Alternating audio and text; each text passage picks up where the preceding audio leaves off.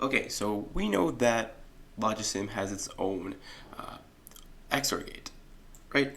But we want to make our own. In order to do that, we need to start off with two inputs. So let's get two inputs. And then from there, we're going to have a NOT gate. Actually, two NOT gates. So one here and one here. And then from there, we're going to have two AND gates, right? And like so. And then from this, what we want to have is we want an OR gate.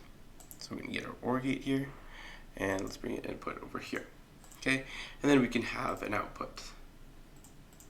Okay, so what we need to do now is we need to connect this, our B, not B, your first input into our inverter. And then we connect our second input into the inverter as well. Oh, sorry, not the inverter, I meant NOT gate. Right, so we put those in. Now what we need to do is we can take this connection over here and bring it into our AND gate like so. Okay. But then we're also going to have this going straight into our AND gate as well. So one from there and one going into our AND gate. That looks really weird. Hopefully that makes sense. Now we're going to be doing the same thing, right? But it's going to go over here, and it's actually going to connect to this over here, and this is going to connect over here. So hopefully that makes sense.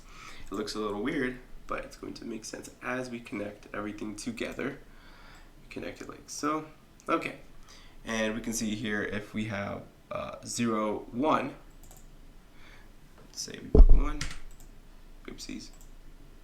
Sorry about that, you gotta simulate, and you click on, you take the finger icon here, click on that, and you click on this. You can see that now when you have 0, 1, we're gonna have 1. Say if 1, 1, I have 0, right?